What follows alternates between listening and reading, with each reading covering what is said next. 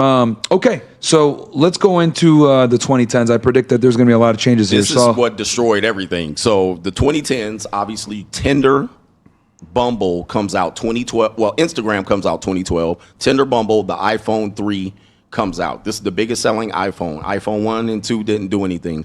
I think Instagram had a part in that because people were still using Android. The first iPhone was 2008, 2009. I think the iPhone 4, that was the big one. That came out 2010. I think it was 3S, then the 4. So this is 2010 going into 2011, 12. So this is when most people are getting an iPhone now. They're turning in their Android. They're turning in their Palm Pilot and their BlackBerry. They're like, it's iPhone, right? So now we have BlackBerries apps. are starting to die. So now we have apps. And the apps work better on the iPhone than they do. So everybody's like, oh, let me see this, right? So Instagram's out 2010, 2012. Tinder. This is hookup culture. So hookup culture for people, many people were born in hookup culture. Hookup culture is brand new. 2012. You can swipe, swipe, swipe. You're not a loser too much anymore for joining Tinder. Although people, if you met a girl and then you met her family down the line, you would never say, hey, I met my girl on Tinder. You probably would like, I met her at a coffee shop. It still was passe. But now women can reach. The woman that is considered 4, 5, 6, and 7, she can reach six-pack ab, muscle. She can reach a guy, and she would hook up with him. She wouldn't want a relationship with him. She's just trying to get her rocks off underneath. Then she would go find beta man. So basically this like whole social circle circumference game that they had to adhere to and to avoid being shamed in the 90s and the 2000s, that's gone now. It's now gone. That anonymity is finally here that they've been looking for. They could just do under the cover at night. 9:30, meet somebody on Instagram, meet somebody on Tinder, come through. Now, women will blame the men for this, but I'm telling you, it was them doing this whole thing where they can get their rocks off and, get the sex that they want. Get choked, hair pulled, all the dirty that they're watching. Now women are more likely to consume porn at this point because if you were a guy in the 80s and 90s, early 2000s, and you bought a Playboy magazine, women are like, oh, you one of those guys. Now women want to be Playboy models. Now you're seeing model mayhem and a lot of the women wanting to be models now and they're saying they want to be models. And you're like, what the hell? I think they had a show on E! With Hugh Hefner and he had 3 girlfriends. Now the women are like, we like that. Paris Hilton's out. We like that. We want to be her. So now they're wanting to be this, exploring their sexuality a little bit more, being sexually free. When did Kim have the sex tape again with Ray? Kim, that was probably late 2009, 2007. Yeah, something like 2007 around there. But Paris Hilton was before that. Yeah.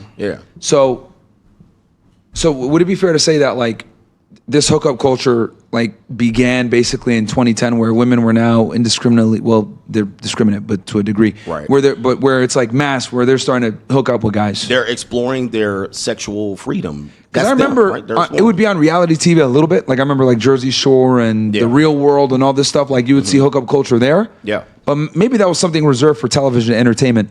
Now you're saying now we're saying like normies are doing it now. The normal woman is now going, I want to get my hair pulled. Gotcha. I want to get choked. Where before it was like a type of woman. So the woman can say, there's good girls out here.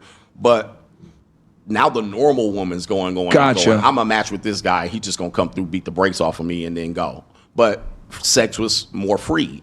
I think it was like 60s free love. Hookup culture was free love, right? It allowed an opportunity for regular women to find the guy they want to bang, the dangerous guy, the bad guy, but not put relationship restrictions on him.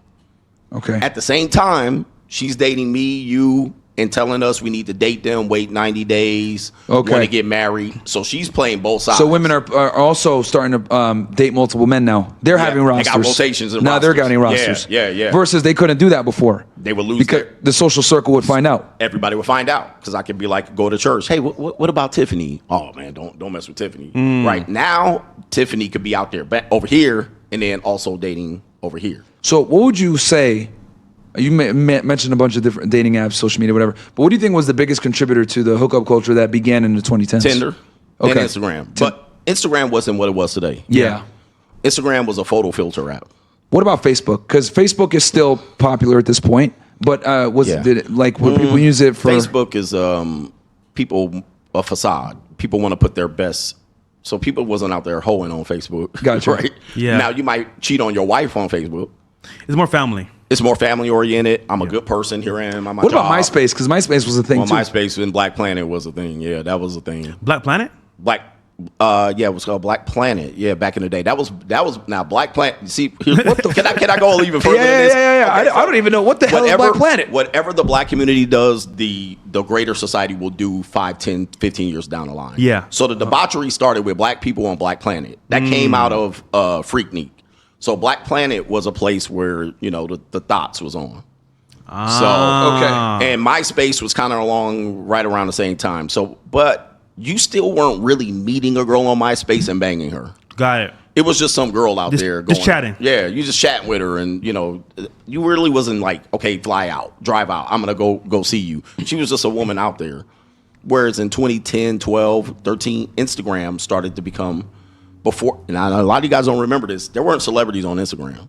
No, there weren't. Okay, there were Instagram celebrities. There were people that were popular. They started getting popular on Instagram. Celebrities still were like, oh, speak to my publicist. Right. They would go out and get a paparazzi. That's a very important distinction. Very. That you this whole internet influencer was not a thing. It wasn't real. Nah. Like you're right. Like the real celebrities were your traditional celebrities. Yep. Personal trainers. Yeah. It really, like, girls weren't dotting. I think at the time it was the whole duck lip. Yep. Like, there were those girls. Yeah. So you're starting to see women getting attention doing, scantily clad, like it's kind of, today it would be innocent. Like, you're like, that's what was pop. Yeah, but women started to get a little bit more, like, women had to be doing something. They had to be a personal trainer, scantily clad. They couldn't just be like this style. Yeah. But that changed, 2017, 18. And you know what we'll do? We could do that because the 2010s are so goddamn revolutionary for dating. We can go from 2010 to 2015, then up to 2020. Real quick. Oh god. Lomas D12 says 2012 was the beginning of the end for dating. It was pretty much. You could just say that was the year it was done. Okay. So hookup culture was the defining situation. Yeah. All right. So now we're in 2015. Trump is about to run for president. So what are some of the differences now at this point in 2015? I think by that time, celebrities are on Instagram. So now this is the blue check mark. So now if you don't, you know what I mean? So now if you don't have a blue check mark, you out of luck. And how do you get the blue check mark?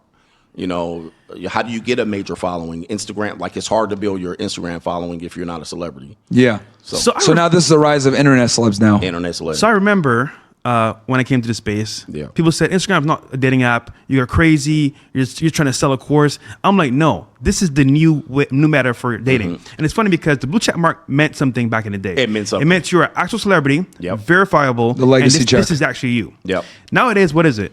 It's a statement to say I can buy it. That's pretty much it. And guess who was mad at that?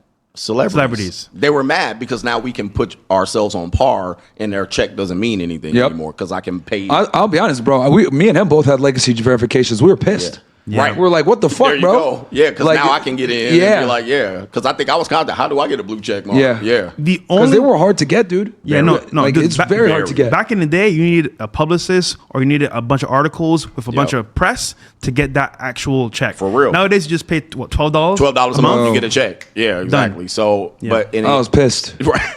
Because you paying a lot of money to get it. Yeah, because I had the real check. Work. Yeah. So you needed like press or like actual articles and shit like that. And dude, I had like so many articles of them talking shit like Fox News, misogynist, whatever the. Right. So that's how you get verified. But today you don't have to do that. But back in 2016, and Vine was huge too. I forgot to mention this. Vine, like a lot of these like big celebs that we have now, internet celebrities. Yep. A lot of them start like the Logan Pauls, etc. They were Viners. Yeah, they were Vine. Vine was big. To our point, Lomas super chat again. He said only NBA players can get girls on Instagram. Every girl I message on Instagram ignored me.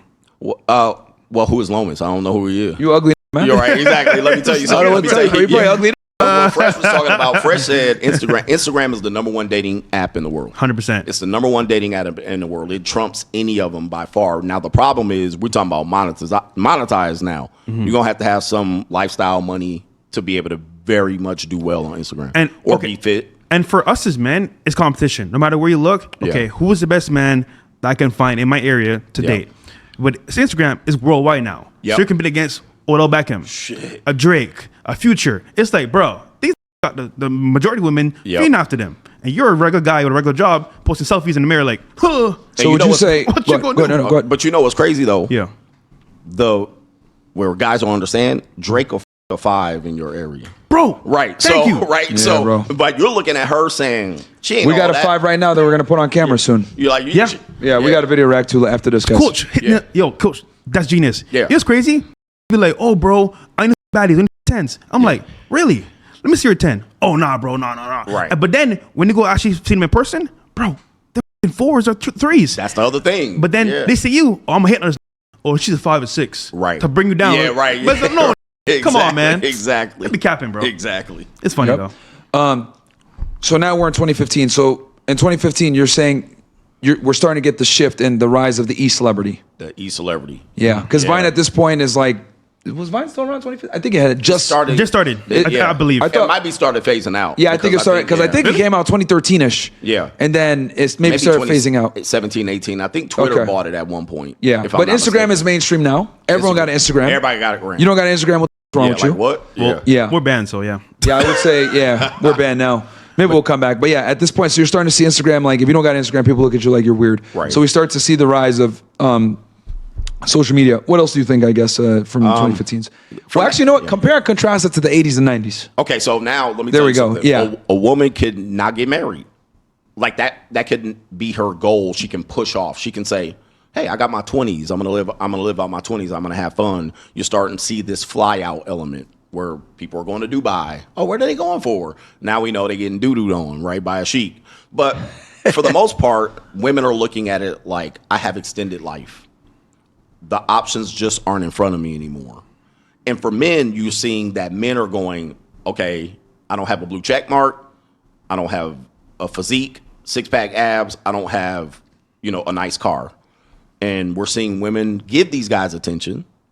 And we're seeing men going, I can't compete with that. So this is the whole 80-20 rule being lived out in front of everybody.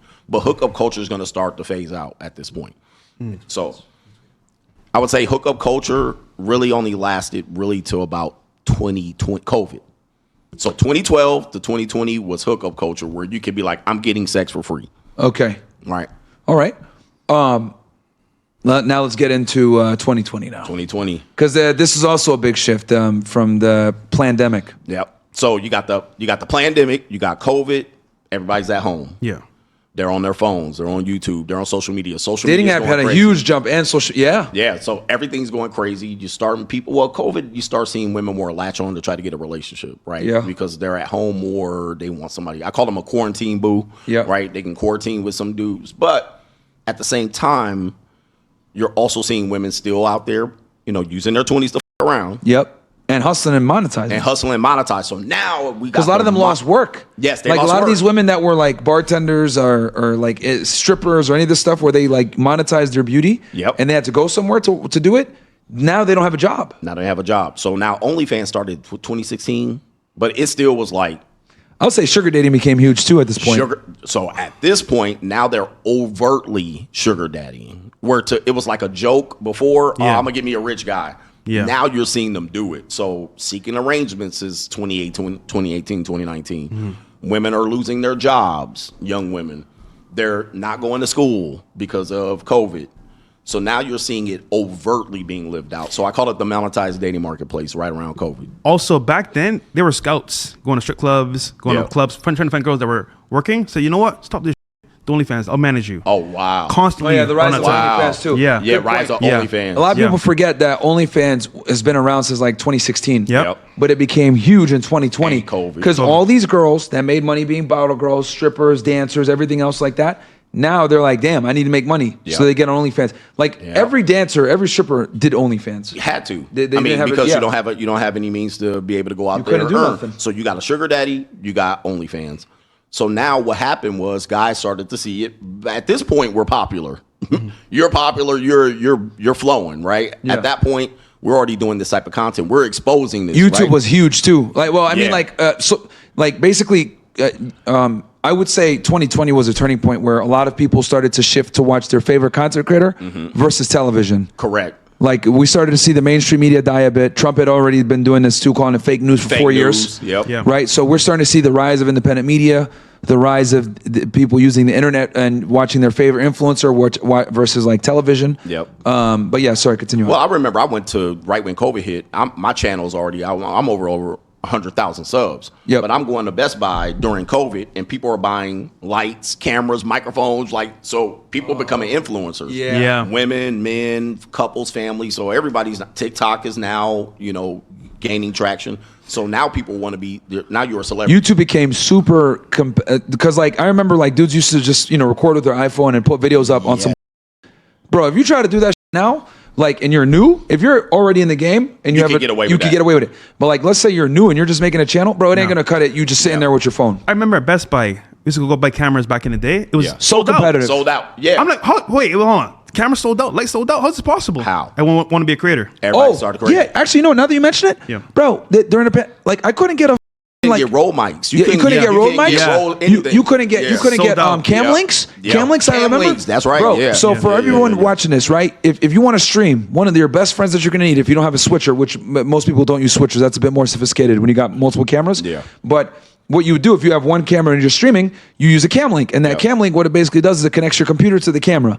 And I will never forget, Elgato had these cam links, bro. They were selling them for like triple the price because you couldn't get it. And then the lights, the lights, you couldn't get those either. Elgato lights. Remember the Elgato lights? You couldn't get those. You couldn't even get them. I had to buy like 5 of them at once, bro. Because now you guys are bringing back like memories. Because at this point, I remember I had to buy all the equipment for the studio when we did our studio, right. And I remember everything being hard to find and expensive. I was like, what the.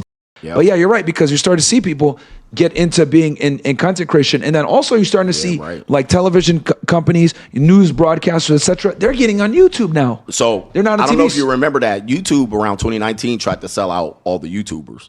Wait, was that the apocalypse or this was before our time? Yeah, it was after the apocalypse. But what happened was like Jimmy Kimmel and all of these corny ass people, YouTube started to favor them right before COVID. So YouTube was like, hey, the mainstream people want to be over here. And then right before COVID, all those people like these late night show guys, they started Trevor Noah. Fucking they started ass liberal South African, right. So these people started to get on YouTube. But what happened was COVID hit and shut down their production because they would just shoot it from their studio. And they're in LA. And they had the worst restrictions. So now YouTube had to pivot back to Kevin Samuels. They had to pivot back to the regular YouTuber. Yep. Because they was ready to sell us out. I said that in 2019. They was ready to sell us out to the mainstream. Good point. Wow. But then COVID hit, and then they're all based in LA, and we know LA had some of the most severe restrictions and lockdowns. Exactly. Oh man. Yeah. So yeah, and and this is bringing back so many memories because it was only 5 years ago, but I remember dude struggling to get a cam link. Yep. Like I remember how much of and a pain webcam. that is. There's the webcam Logitech.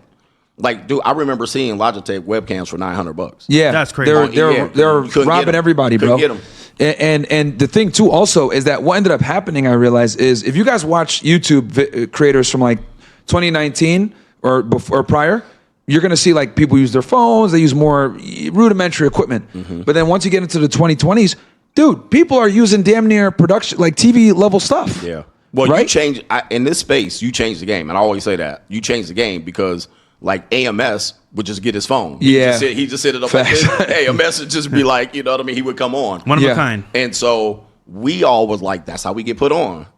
Right? But then you came in with the lights in the studio, and it completely changed the game. Because I looked at how everyone was using like rudimentary equipment. So I was like, okay, if we're gonna come into the red pill, we got to come in, not just come in, but we got to come in like on some super high quality, high production.